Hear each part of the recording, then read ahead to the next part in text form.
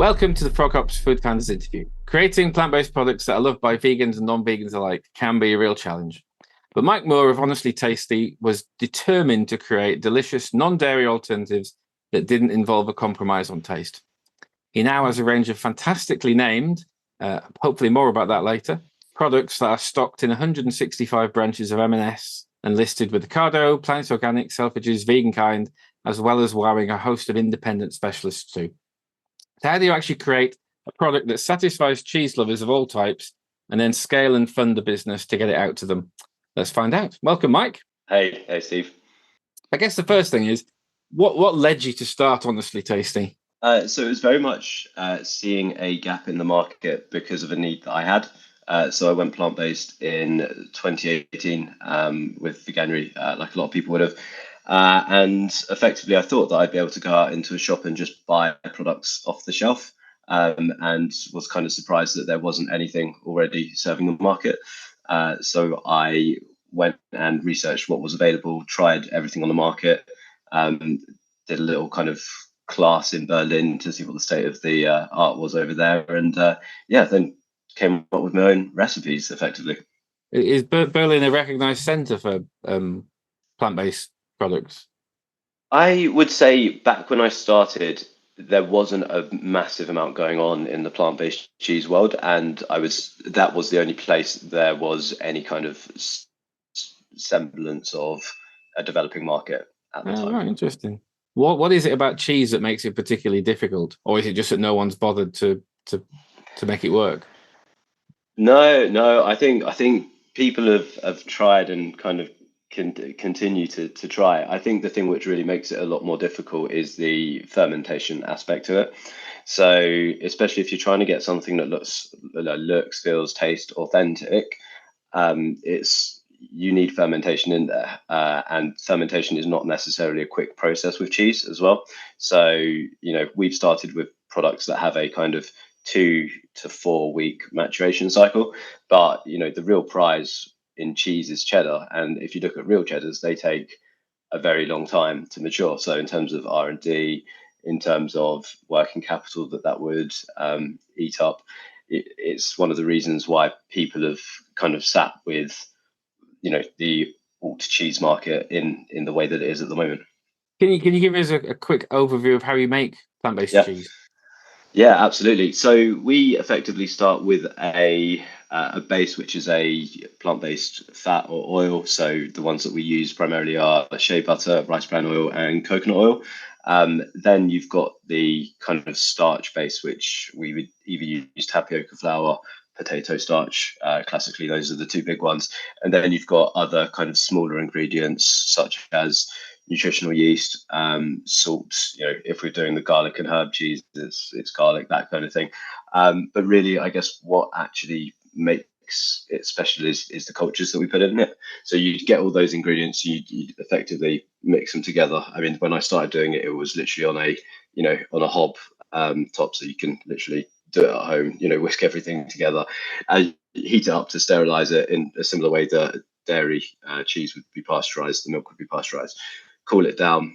When it's at a temperature where the cultures will survive, you'd put in mesophilic and mold cultures if it's a mold ripened cheese, and then you proceed to kind of form them, and over the next kind of 2 to 4 weeks you'd be unforming the cheeses, piercing them if it's a blue cheese that needs oxygen access to the inside to give it some blue veining. Just flipping, rind washing, so trying to keep it as close to the dairy making process as possible. What were you doing before? Were you a scientist or a food scientist of some sort, or? So my real ages ago now, it keeps getting longer and longer ago. My degree was engineering, so I do have that kind of mindset of how to look at things and develop things. But then no, after that I was in just banking. I worked in the city. Oh. So it was very, I did 4 years of doing that, and then effectively came up with the blue cheese product that I had, and decided that I was going to make a split from banking and try and do something that I was a bit more passionate about. Excellent. And you say you started at home? Yeah, so effectively for all of the R&D for the first product was whilst I was literally in my flat, kind of on tabletop, putting stuff in the fridge, watching it go moldy. In some of them went moldy in the right way, some of them went moldy in the wrong way. But yeah, so effectively started. I then actually started from a small room in my grand's house, because she had a spare room, and I didn't really have enough space to do it in my kind of pokey flat in North London. So yeah, from there, within about 4 months, we were getting enough sales that we had to move into a small commercial kitchen. At what point did you go full time, or did you quit to do it in your kitchen, or how was the transition, I guess, from working? It was basically, I'd come up with the product, like the MVP for the blue cheese, and I ran it through past a bunch of people that I knew would tell me to stay at my day job if they thought it wasn't very good. And resounding answer was, actually, this is a good product. And from there, I'm not really the sort of person who has the ability to focus on a job and start a side business. I really admire people that can do that, but I just don't have that. So I effectively just was like, okay, I'm going to have to quit to kind of jump in and do this full force. What's in the range now, and how much fun is it giving them names, or is it really difficult? I wish I could. I wish I could actually take more credit for the names, but there's a couple of my mates who are just very, very good at coming up with fun. So I usually throw it into a WhatsApp group and see what comes back. But yeah, at the moment we've got the blue, which was formerly known as Vegan Zola, but then the Gorgonzola DOP lawyers sent us a few letters, so we had to remove that. We've got our camembert, which is called the Camembert. Brie, which is just called Brie, but spelled differently, so it's less inventive. And then we've got the garlic and herb as well. It's interesting. So in order, actually, that is pretty much in order of when they released. So the blue, the camembert, the brie, and then the garlic and herb. But it's interesting. I mean, like the garlic and herb is our most recent one, and it sells the least. But if we're doing tastings and selling it at the same time, it sells the most. So it's that's one of the challenges we've got at the moment, is to how do we kind of get people to taste it. Yes. And where did you start selling, or where did you first sell the products? Small independents. They literally just went into shops and said, "Hey, would you mind trying this? It's a plant-based alternative." Whether that's kind of cheese shops or vegan shops. And yeah, pretty much, I guess we started trading in March 2019. And for the first 10 months or so, it was pretty much exclusively that, before COVID hit, and then we opened an online shop, and that channel kind of was our sole outlet for a while thereafter. The vegan shops and the independents, would they have already had a vegan cheese in their range? Some of them did, some of them didn't, and if they did have it, classically they were, the cheese or Violife, something which had been around for quite a while. And people are often quite, especially small shop owners, are very receptive to kind of finding a new product. So I found that it is actually a really nice group of people to work with. I guess it was a lot of shoe leather at that stage, wasn't it? Yeah, exactly that. Excellent. At what stage did you start looking for listings with supermarkets and bigger retailers? So pretty much as soon as COVID started to thankfully recede, the online shop, the sales started to plateau and then to decrease. And so as they're decreasing, we were saying, okay, now this is obviously the time where we need to get out into retailers. So I think the first one was Planet Organic, in terms of kind of London, 12 outlets at the time, I believe. And then after that, it was conversations with Ocado, Holland and Barrett, and then finally M&S, which was May last year now. It's strange to think it's almost a year, but yeah, that was kind of the order, and it was very much okay, COVID seems to be, from the sales of the online shop, the dynamic of the market has changed to a place where we need to start looking at retail again. I guess that was 2020 into 2021. So obviously M&S is a great result. They don't take an awful lot of non-own label products, so that's quite a feather in the cap, is it? Yeah, I mean, it's great. Yeah, it is great to be there. I think it's partly because it's a new product, and there's a lot more when it's taking something into their own brand. To an extent, they want to check out that it actually does work first. And honestly, they are a pleasure to work with. Couldn't you know say more highly about them, to be honest. Just in terms of ease of everything from delivery to discussing products. Yeah, no, really, really great to be working with them. One of the things that really comes through is actually it's vegans and non-vegans alike. So how have you developed that audience and developed that range with them in mind? Have you gone out and done research? Yeah, a lot of it is led by going to events like industry events, whether they're vegan or not vegan, BBC Great Taste through to kind of Veg Fest, etc. I think largely what we've understood is that there's a massive market of people that are not necessarily vegan, but have themselves or someone in their family has a dairy intolerance. So that's like a big direction of travel that we're seeing.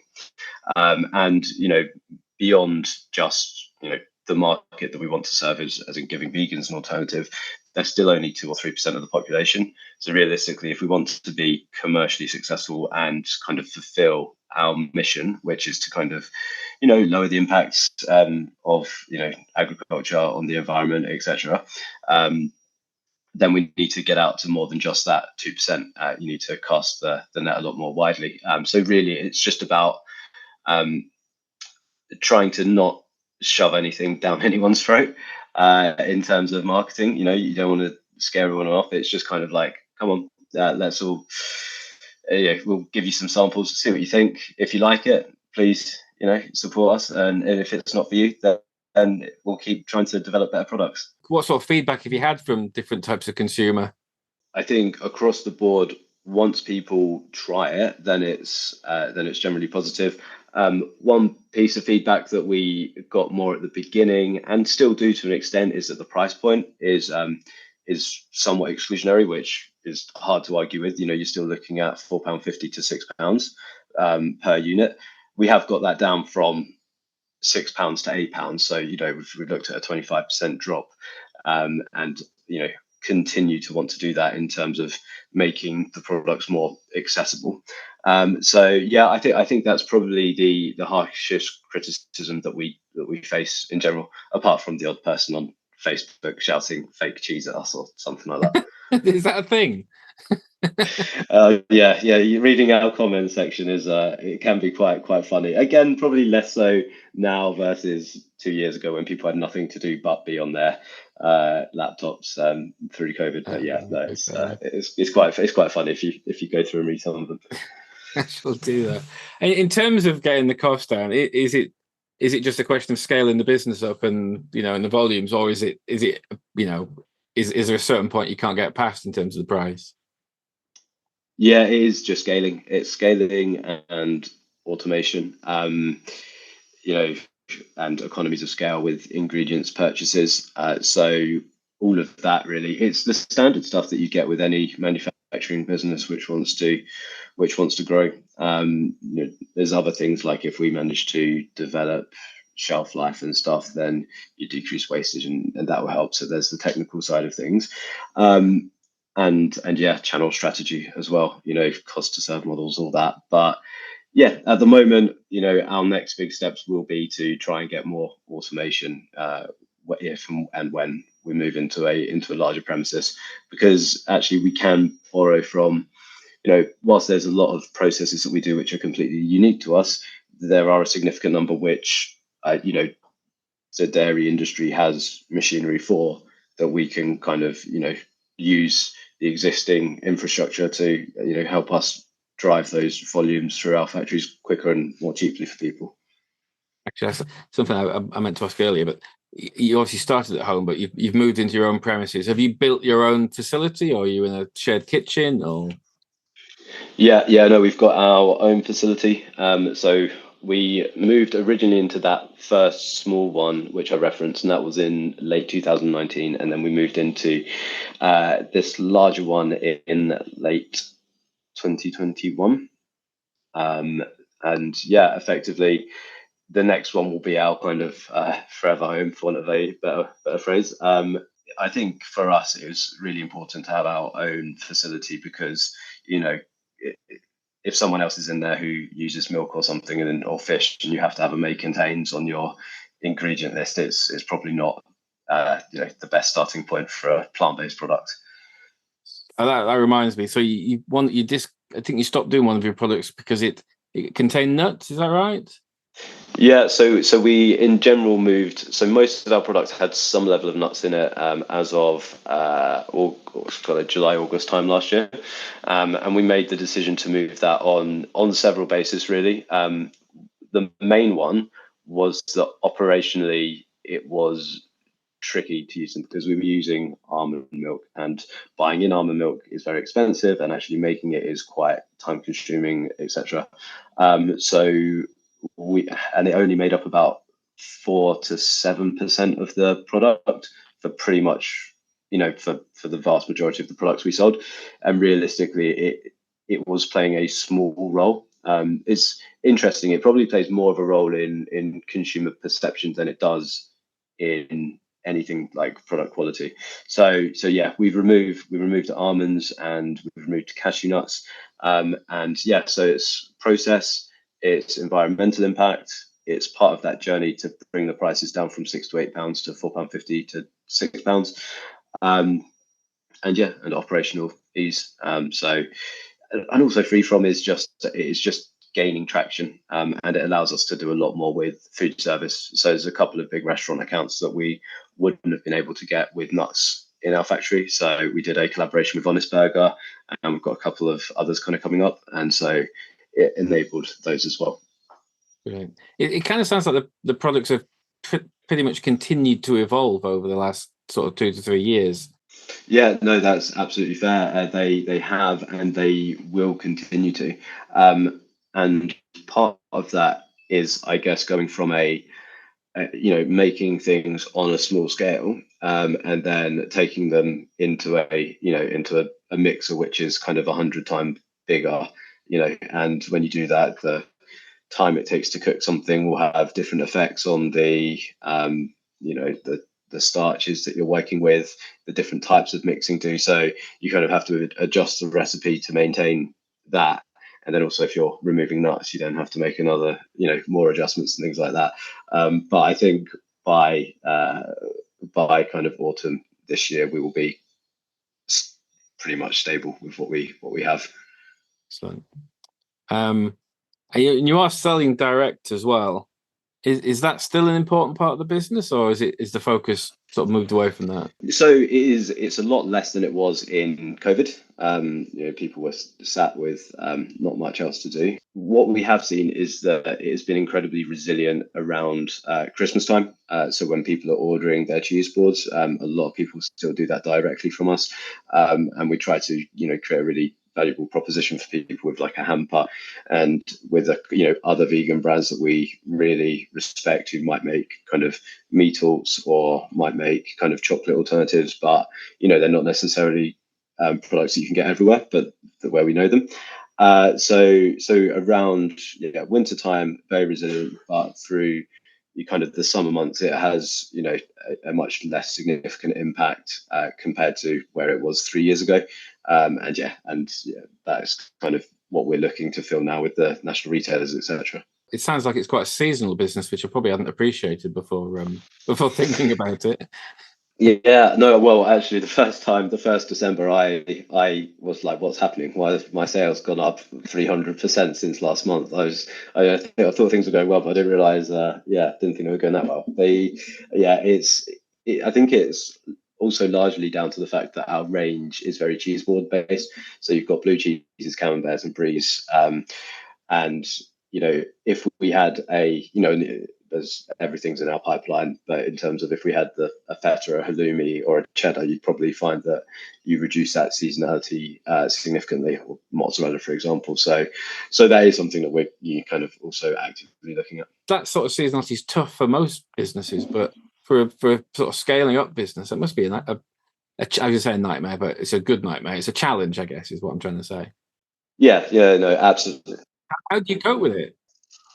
Well, with a lot of help from people that are willing to jump in at last minute and pack some Christmas boxes. No, it is always a massive struggle. Our workload over December is really significant, and we are looking at options to kind of have other companies help us do that part of it specifically, because wearing a fixed cost for the majority of the year for what is should probably be a variable cost. And I assume, given the importance of tasting, awards are important to the business. Can you outline a little bit of some of the awards you've won and sort of what your experiences of applying and working with that? Yeah. So there's, we've been lucky to get quite a lot of recognition and win a few awards. The ones that kind of stand out are we've won a couple of the plant-based taste awards, which is they have a plant-based expo in London yearly. So we've won best cheese there 2 out of the 3 times that we've been there, and I think that's really important to us because it's in front of a lot of trade people, so it gets us known within that community. Very recently, I guess first time was this year, where we got Great Taste Awards for the 3 products that we entered. So got 2 of them had 1-star each, and then the blue cheese had 2 stars. And again, just people seeing that, I think it gives it a level of people know what you're going to get when you get a Great Taste Award. It's not going to be something that tastes horrendous. So that's really important in terms of getting it out to consumers so that they can see it, because obviously picking up a £5 product, you want kind of some security in knowing that it's not going to be terrible.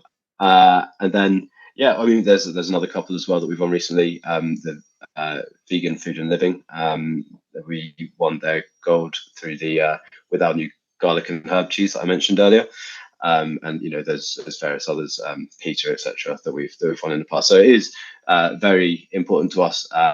And the application process, it's mostly it's kind of you write a little bit about the product, you say what's in it, and then you send off samples to adjudicators, and hopefully get some good news back in a month or 2's time. Can I ask how you funded the business so far? Yeah. So I started when it was just me. It was just self-funded. Like I'd saved up a little bit of money, and that got me through the first few months. And then it was kind of a matter of family, friends, and then through into I guess it was the beginning of 2021. We started going with kind of more what you'd call standard angels, who have experience in this sector or running kind of large organizations. And to be honest, a lot of those angels have been really instrumental in kind of helping us grow. Yeah, I guess it'd be difficult to sort of scale up so fast without some injections. Did you do a seeders round as well? Is that right? Yeah, so we've done 2 seeders rounds in total. So we did one which closed in November time, which feels like a lifetime ago, having been through Christmas, and then we did one the year previous. So yeah, I mean the thing about seeders is it's great in as much as you get a community of kind of supporters and advocates. It's a and you can give them kind of monthly or quarterly updates. And hopefully it just gets a lot more people behind you and feeling like they're part of the journey, especially people that love the brand from kind of day one, and then they can really be a much more involved part of the journey. So it's great to have that. And did you have particular sort of purchases or initiatives in mind when you went for the fundraising? Yeah. So it's all been kind of based around expansion of the kit that we use to produce, the chiller room space that we have and our kind of maturing facilities, because if we've got stock which is maturing for up to 4 weeks, you end up filling up a lot of space. And then really at the other end, it's packaging, machinery, and a lot of it's things which are already out there, and it's just about how we can repurpose them to work for us. And then on the other side of that, it's just staff, marketing, all the kind of things that a growing business wants to spend money on, and a lot of R&D as well, to be fair. Yeah. You have further products in the pipeline? And yes, yeah, no, we've always got further products in the pipeline. We're also doing some final tweaks to the ones that we've got in the current range at the moment. So very shortly, we're it's just small things, but they all take time and development. But we're moving the blue cheese from a wedge shape into a small round, with the idea that we're actually giving people a bit more product in terms of weight, actually 40% more in terms of weight, but also it increases the shelf life. It's got a better kind of taste profile just because of the way it matures, and so we're always looking at those small kind of marginal gains where we can find them, as well as looking at the big next products that we can launch. To follow on from that, what are your big goals for the next sort of couple of years? So for the next couple of years, we are really looking to expand our production capability so that we can, sell more, bring down the cost, make it more accessible, make it more available. So, very, very standard things. Alongside that, we're investigating whether or not we want to start producing for, other brands, because, we produce for Holland & Barrett, their own brand at the moment. So so we have now got that kind of ability. So it's whether or not strategically we want to do that for other people and competitors, just to help everyone bring the price down, like across the market. Because obviously, if you've got a handful of small producers all producing, it's a lot of duplication. So yeah, it's that, and pushing into food service, and also just really making sure that the accounts that we do have with Ocado and M&S and Holland & Barrett, that we are kind of executing them as well as we can. We don't very cognizant that we don't want to be constantly chasing kind of new accounts, when actually we want to focus on doing, we've got great opportunities with these current customers, and how can we make sure we absolutely knock it out of the park. Is there anything you wish you could go back and tell yourself back in 2018 when you were starting? Oh, like 100, 100 things. I would probably have not launched in the same way that I did in terms of going out to small local independents. I probably would have concentrated on food tech and increasing the shelf life of the product beforehand. These are things where you don't really appreciate the importance of them if you're not from the industry. So yeah, I would have focused on shelf life a bit more, and lining up kind of, it might be that we would have gone down a co-manufacturing route, but actually I'm quite pleased that we didn't. It's quite nice to be able to have full control over the quality and the kind of production scheduling, and probably just getting more investment up front a little bit earlier. But that's always hard, and you kind of do have to go through the journey to meet the people, to kind of, once the product has been out there for a bit. So yeah, shelf life. Would have put a lot more focus on shelf life and branding, to be fair. This has always been a product-led business, and we didn't really even have a really good sense of branding. It was just me for the first year and a half. So yeah, getting that done a lot quicker would probably be my takeaways. Fantastic. That's a pretty good checklist, I think, for other people thinking about scaling up their business. Thanks so much for your time and your fascinating insights into how you started the business. If anyone wants to buy Honestly Tasty or find the stockists, go to honestlytasty.co.uk. If you want more interviews with food founders, you go to froghop.co.uk/podcasts. And if you go to froghop.co.uk/resources, there are videos on how to take the plunge and start a food business. So that might be interesting viewing for some of you. Excellent. Thanks, Mike. Thanks so much for your time. And I'll speak to you soon. Cheers, Steve. Bye. Take care. Bye.